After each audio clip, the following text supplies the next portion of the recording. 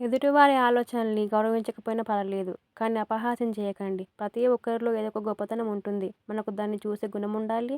దానిని అభినందించే మంచి మనసుండాలి. అవసరం ఉన్నప్పుడే పలకరిస్తున్నారని ఎవరి గురించి బాధపడకు. వాళ్ళు చీకట్లో ఉన్నప్పుడే వెలుగులా నువ్వు గుర్తుకొస్తున్నావని సంతోషించు. అన్నీ కోల్పోయిన ఆత్మవిశ్వాసాన్ని కోల్పోకూడదు. అది ఒకటి ఉంటే చాలు. మనం కోల్పోయిన వాటన్నింటినీ తిరిగి దక్కించుకోవచ్చు. ఇది గుర్తుపెట్టుకోండి. బాధ బయటకు చెప్పుకుంటే భారం తగ్గుతుంది అనుకోవడం అబద్ధం. చులకన అయిపోతామనేదే నిజం. ఎవరిని ఆశించవద్దు అని అనుకుంటూ ఉంటాం. కానీ మనం ఎక్కువ ఇష్టపడే వాళ్ళ నుండి మాత్రం మనకు తెలియకుండానే ఎంతో కొంత ఆశిస్తూ ఉంటాం. ఇది నిజమే కదా? ఉన్నవాటి విలువ అవి మన దగ్గర ఉన్నంత వరకు అర్థం కాదు. ఒకసారి అవి చేయి జారిన తర్వాత అర్థమైన మనం ఏం చేయలేము. అవి కాలమైనా, మీ స్నేహితులైనా, బంధువులైనా, చివరికి వస్తువులైనా సరే. మాట్లాడాలి అనుకునే వారికి ఖచ్చితంగా సమయం దొరుకుతుంది. కానీ వద్దు అనుకునే వారికి సాకు దొరుకుతుంది. ఏ బంధమైనా మన అహంకారంతో దూరం చేసుకోవడం సులభమే. కానీ మళ్ళీ మనం తిరిగి ఎంత ప్రేమ చూపించినా ఆ బంధం పొందడం కష్టమే. గుర్తుంచుకోండి. జీవితం ఒక ప్రయాణం. అందులో ఎన్నో సమస్యలు, ఎన్నో సంతోషాలు, ఎన్నో బాధలు, ఎన్నో పరిచయాలు, ఎన్నో అనుభవాలు, ఎన్నో అవమానాలు అన్నీ కలిస్తేనే జీవితం మిత్రమా. సమయానికి, ఆరోగ్యానికి మరియు బంధాలకు విలువ కట్టలేము. కానీ వాటిని కోల్పోయినప్పుడు మాత్రమే వాటి విలువ తెలుస్తుంది. మనిషి మంచివాడు కావాలంటే మంచి పనులు చేయాల్సిన అవసరం లేదు. ఎదుటివారి గురించి చెడుగా మాట్లాడకుంటే చాలు. కోపంలో వచ్చిన మాటను పట్టుకుంటే మనసు విరిగిపోతుంది. అదే ఆ కోపం వెనుక ఉన్న బాధను తెలుసుకుంటే ఆ బంధం నిలబడుతుంది. ఈ లోకం ఎప్పుడైనా సరే మంచివాడిని ఎప్పుడు మంచివాడు అనది.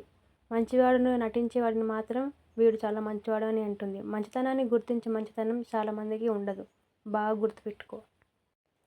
చెంప దెబ్బ కొట్టే వారిని క్షమించవచ్చు. కానీ జీవితం మీద దెబ్బ కొట్టేవారిని ఎప్పటికీ క్షమించకు.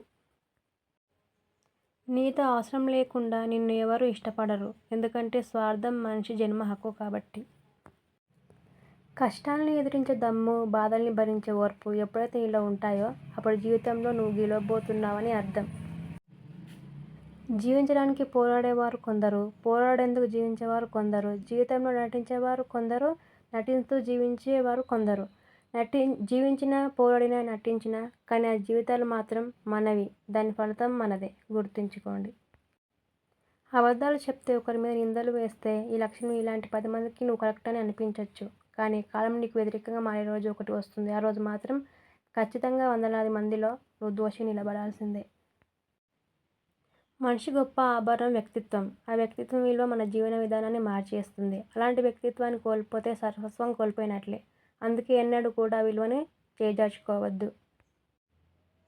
మనసుకు గాయం చేశారని మనుషులను దూరం చేసుకోవడం వలన సమస్యకు పరిష్కారం లభించదు. ఎటువంటి పరిస్థితుల్లో మనతో కఠినంగా మాట్లాడాల్సి వచ్చిందో అని అర్థం చేసుకోగలిగితే మాటికి 99 సమస్యలు తొలగిపోయినట్లే అనే విషయం తెలుసుకోండి. సాయం చేయడం అంటే మనకు తోచినంత సాయం చేయడం కాదు. ఎదుటివారికి అవసరమైనప్పుడు అవసరమైనంత సాయం చేయడం. గుర్తుపెట్టుకోండి. జీవితంలో ఏది కోల్పోయినా ఎక్కువగా బాధపడకు. ఎందుకంటే చెట్టు ఆకులు రాలినా ఆకులతోటి చిగురిస్తుంది. జీవితం కూడా అంతే. మనం జీవితంలో చేసే తప్పు ఏమిటంటే మనమంటే లెక్కలేని వాళ్ళని మనం లెక్కలేనంతగా ఇష్టపడటం. గెలుపులో వచ్చే సంతోషం కన్నా ఓడిపోతామనే అన్న భయం ఎక్కువగా ఉన్నవారు సామాన్యులుగా ఉండిపోతారు.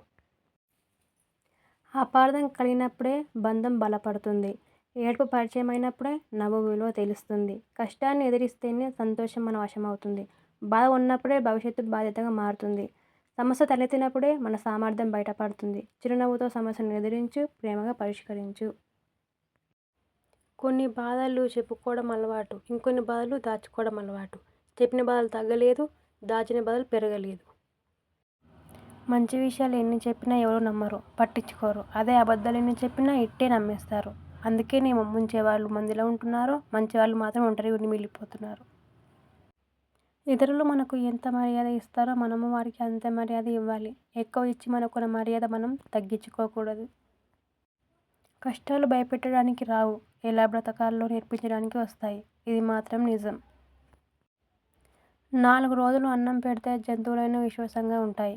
కానీ మనిషికి ఇంత చేసినా కృతజ్ఞత ఉండదు. ఇది నిజం. మాటలకి ముడిపడే బంధం కంటే మనసుకు ముడిపడే బంధం ఎప్పుడూ శాశ్వతంగా ఉంటుంది.